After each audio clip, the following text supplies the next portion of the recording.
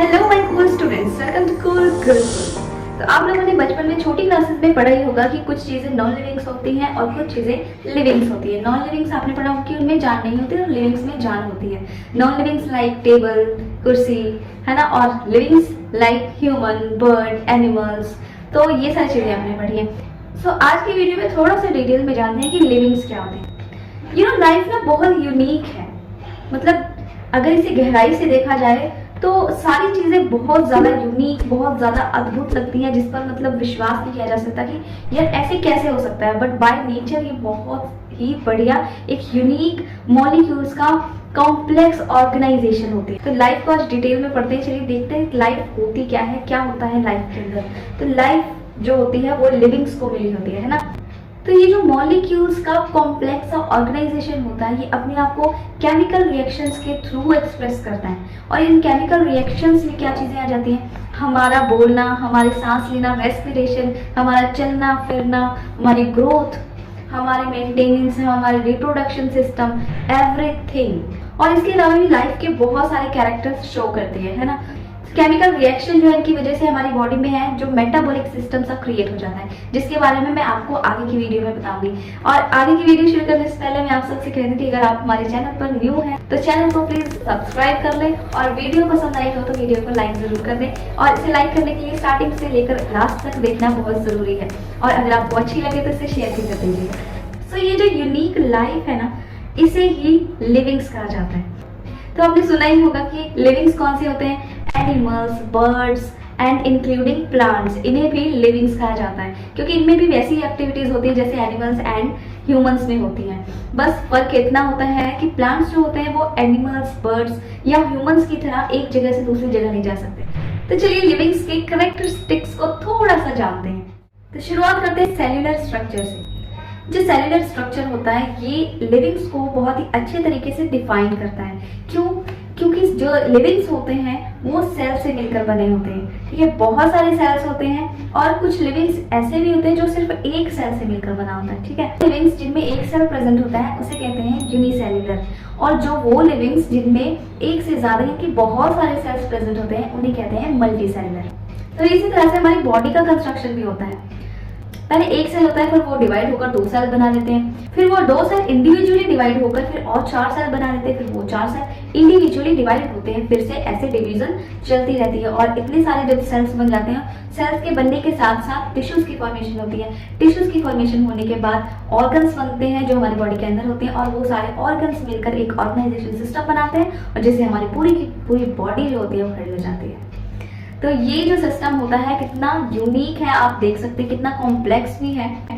तो cellular system इस तरह से पूरी बॉडी को बहुत ही ज्यादा अच्छे तरीके से डिफाइन करता है।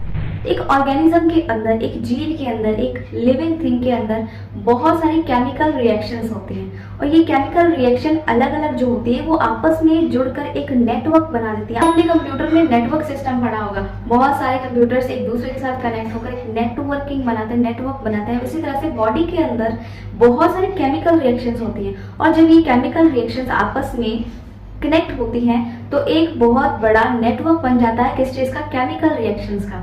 और ये केमिकल रिएक्शंस हमारी बॉडी में या लिविंग्स की बॉडी में बहुत सारे एक्टिविटीज करती हैं, जैसे कि लिविंग्स की growth, movement, reproduction, responsiveness, respiration etcetera.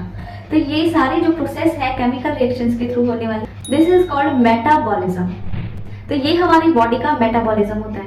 Livings के मास का इरिवर्सिबल इंक्रीज होना ग्रोथ कहलाता है। मास क्या होता है? एक देखिए, आप सबको पता होगा कि एक चीज होती है जिसे कहते हैं वेट। आप सबको पता होगा कि बॉडी का एक वेट होता है। कभी ना कभी आप सबने अपना वेट करवाया ही होगा। तो वो वेट क्या होता है? आपकी बॉडी में जो मास है, पूरा आपका बॉडी है, और उसके साथ आप ऐड कर दीजिए gravity. Mass plus gravity is equal to weight. जो वेट होता है उसके अंदर आपके बॉडी के मास के साथ साथ आपकी ग्रेविटी भी एड अप होती है, उसे वेट कहते हैं। लेकिन अगर हम ग्रेविटी को हटा देते हैं और सिर्फ आपकी बॉडी को देखते हैं तो दैट इज कॉल्ड मास। तो आपकी बॉडी का बढ़ना उसे ग्रोथ कहते हैं। और ये जो ग्रोथ होती है ये इरिवर्सिबल होती है, आपको भी पता होगा, क्योंकि जब बॉडी की एक बार ग्रोथ हो जाती है तो आप ही बताइए क्या वो वापस से उसी पोजीशन में जा सकती है? मल्टी सेलुलर की बात अगर हम करते हैं, जैसे कि ह्यूमंस हो गए, एनिमल्स हो गया, बर्ड्स हो गया, इनमें जो ग्रोथ होती है वो एक पर्टिकुलर एज तक होती है। जैसे कि ह्यूमन की अगर बात लेते हैं तो इसमें क्या होता है 20 या 22 ईयर्स तक हमारी जो होती है बॉडी की ग्रोथ होती है। उसके बाद ग्रोथ जो होती है वो रुक जाती है। ये ग्रोथ होती कैसे है? सेल डिवीजन के थ्रू होती है। जैसे जैसे हमारी बॉडी के सेल डिवाइड होते रहते हैं वैसे वैसे हमारी बॉडी की जो है वो ग्रोथ होती जाती है। जब तक आपकी ग्रोथ होती है तब तक सेल डिवीजन इसलिए होता है ताकि आपकी बॉडी जो है बढ़ती रहे। और इसके साथ साथ जो सेल डिवीजन है उसका दूसरा काम ये है कि जो आपकी बॉडी में सेल प्रेजेंट है अगर वो डेड हो जाते हैं, खराब हो जाते हैं, तो उनको रिप्लेस करने का काम भी ये न्यू सेल्स करते हैं। तो एक पर्टिकुलर एज तक आपकी ग्रोथ तो हो गई, उसके बाद सेल डिवीजन भी होता रहता है। वो इसलिए होता है ताकि आपके जो डैमेज सेल्स हैं उनको रिप्लेस करके उनकी जगह पर नई सेल्स बना सकें। तो ये हमने बात की एनिमल या ह्यूमंस की। अगर हम प्लांट्स की बात करते हैं जो कि मल्टी सेलुलर ही होते हैं, तो प्लांट्स में थोड़ा सा डिफरेंट होता है। जैसे कि एनिमल्स और ह्यूमन में एक पर्टिकुलर एज पर आके उनकी ग्रोथ रुक जाती है, लेकिन प्लांट्स में ऐसा नहीं होता। प्लांट्स में थ्रू आउट द लाइफ जो होती है इनकी ग्रोथ होती रहती है। क्योंकि आपने एक चीज़ नोटिस की होगी कि प्लांट के टिप के ऊपर, बिल्कुल ऊपर टिप के ऊपर जो छोटे छोटे जो लीव्स होते हैं वो हमेशा होते रहते हैं। वो छोटे लीव्स बड़े हो जाते हैं, फिर उसके टिप के ऊपर फिर छोटे लीव्स आ जाते हैं, फिर बड़े होते हैं। इस तरह से प्लांट की ग्रोथ ऊपर से ऊपर होती रहती है। आपने ये नोटिस किया ही होगा। तो प्लांट जो होते हैं उनके टिप के ऊपर मेरिस्मेटिक एरिया प्रेजेंट होता है, और मेरिस्मेटिक एरिया में क्या होता है? मेरिस्मेटिक सेल्स प्रेजेंट होते हैं, और यही मेरिस्मेटिक सेल्स जो होते हैं वो डिवाइड होते रहते हैं और प्लांट्स की ग्रोथ भी होती रहती है। कोई इनका एज लिमिट नहीं है। जब तक प्लांट जिंदा है तब तक इनकी ग्रोथ होती रहेगी। ठीक है। सेकंड मैंने बताया ऑर्गेनिजम्स होते हैं यूनिसेल्युलर ऑर्गेनिजम्स, और यूनिसेलुलर ऑर्गेनिज्म वो होते हैं जिनमें सिर्फ एक सेल प्रेजेंट होता है। फॉर एग्जांपल अमीबा, इनमें क्या होता है कि एक सेल प्रेजेंट होता है, न्यूक्लियस भी एक प्रेजेंट होता है। जब ये डिवाइड करते हैं तो इनकी ग्रोथ नहीं होती। इनकी ग्रोथ जो होती है वो रिप्रोडक्शन में चेंज हो जाती है। रिप्रोडक्शन में कैसे चेंज होगी? रिप्रोडक्शन का मतलब होता है कि न्यू ऑर्गेनिज्म का बनना। सो यूनिसेलुलर ऑर्गेनिजम्स में एक सेल होता है। जब ये एक सेल डिवाइड करता है तो क्या होता है? इसके कोई ऑर्गन्स टिश्यूज नहीं बनते, सीधा वो ऑर्गेनिज्म डिवाइड हो जाता है दो ऑर्गेनिजम्स में। एक से वो दो बन जाता है, पूरी की पूरी बॉडी ही डिवाइड हो जाती है। सो इस तरह से यूनिसेलुलर ऑर्गेनिजम्स में जब डिवीजन होती है सेल की तो ये ग्रोथ जो होती है वो ग्रोथ रिप्रोडक्शन में चेंज हो जाती है। रिप्रोडक्शन क्या है? नए इंडिविजुअल की फॉर्मेशन में। और ये न्यू इंडिविजुअल कहाँ से बनता है? पहले से प्रेजेंट जो लाइफ होती है उससे न्यू लाइफ बनती है। सो इसे रिप्रोडक्शन कहते हैं। रिप्रोडक्शन दो तरह के होते हैं, asexual reproduction and sexual reproduction. Asexual reproduction में किसी पार्टनर की जरूरत नहीं होती। जैसे कि मैंने आपको एग्जांपल दिया अमीबा का।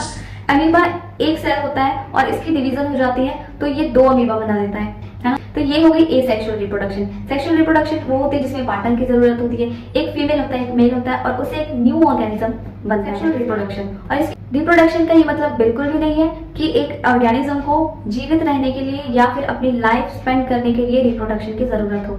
रिप्रोडक्शन सिर्फ पॉपुलेशन को बढ़ाने के लिए होती है। कॉन्शियसनेस क्या होती है? तो किसी भी चीज को रिस्पॉन्ड करना, दैट इज कॉल्ड कॉन्शियसनेस।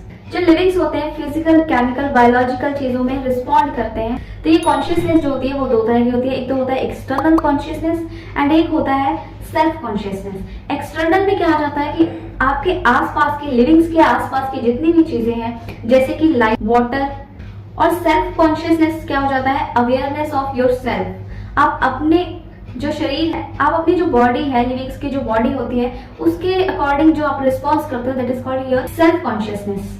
इसमें क्या होता है कि आपकी बॉडी के अंदर का टेम्परेचर क्या है, आपका मूड कैसा है, या फिर आप जो चीजें देख रहे हो आपकी आई साइट कैसी है उसके अकॉर्डिंग रिस्पॉन्स करना। आपके अंदर की जो मेटाबॉलिज्म है, जो मैंने अभी समझाया था, केमिकल रिएक्शंस होती हैं उनके अकॉर्डिंग रिस्पॉन्स करना। तो ये सारी चीजें जो होती हैं वो होती है सेल्फ कॉन्शियसनेस। जो लोग कोमा में होते हैं, आप लोगों ने सुना होगा, तो उसकी बॉडी की कोई भी मूवमेंट नहीं होती, यानी कि वो सेल्फ कॉन्शियसनेस उसका जीरो है।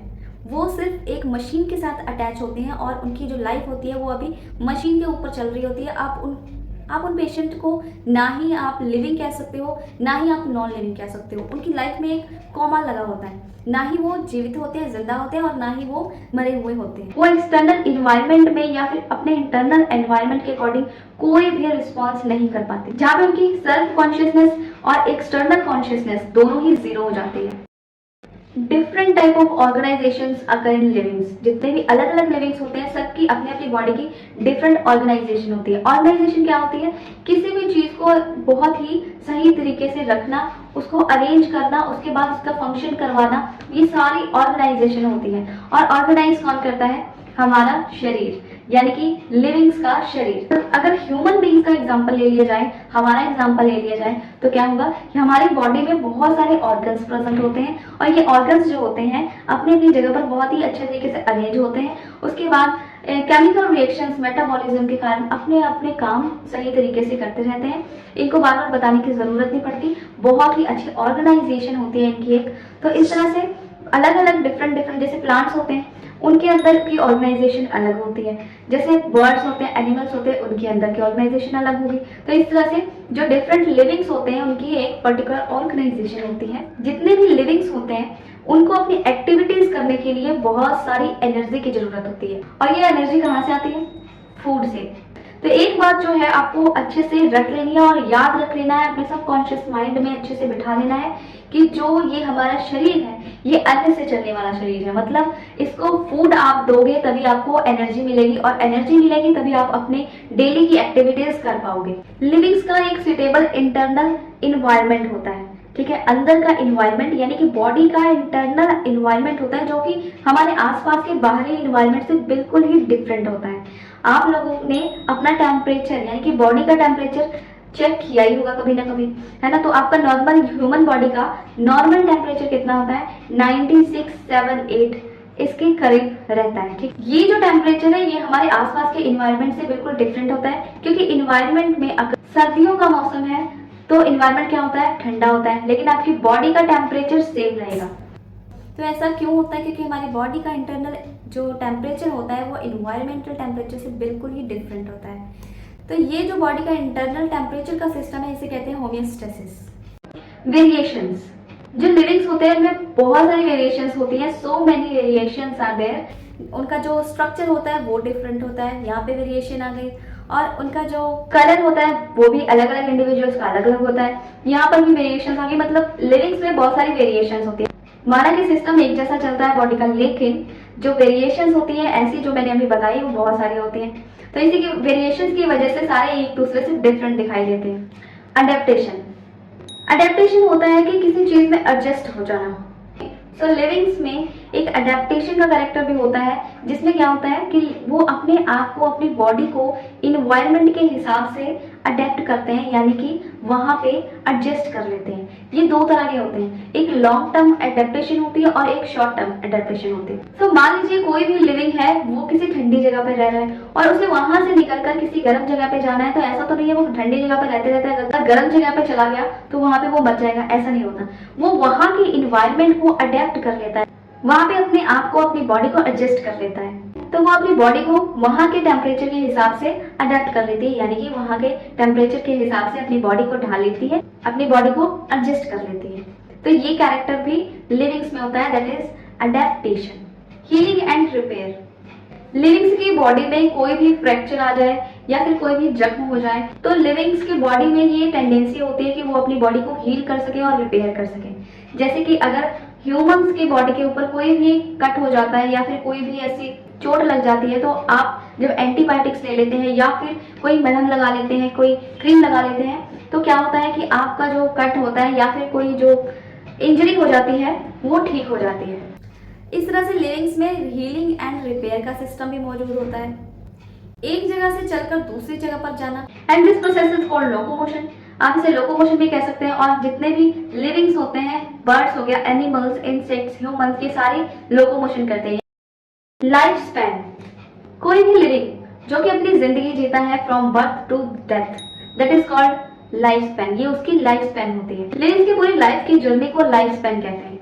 लाइफ स्पैन जो होती है इसके 5 स्टेजेस होते हैं। पहला स्टेज होता है बर्थ, यानी कि जन्म लेना। दूसरा स्टेज होता है ग्रोथ, यानी कि उसकी बॉडी का ग्रोथ होना। और तीसरा स्टेज होता है मैच्योरिटी, जो आप सबको पता है मैच्योर होना। फोर्थ स्टेज होता है सेंसेस, ये स्टेज वो होता है जब आपकी बॉडी थोड़ा डाउन होना स्टार्ट हो जाती है, या लिविंग्स की बॉडी थोड़ा डाउन होना स्टार्ट हो जाती है जब बुढ़ापा आने लग जाता है।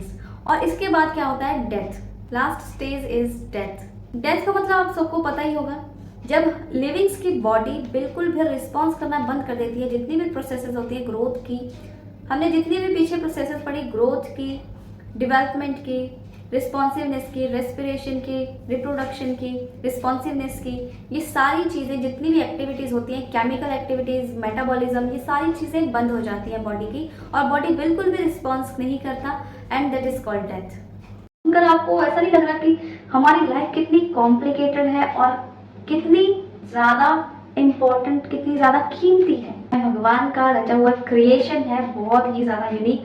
तो इस बॉडी को बहुत ज़्यादा संभाल कर रखना चाहिए।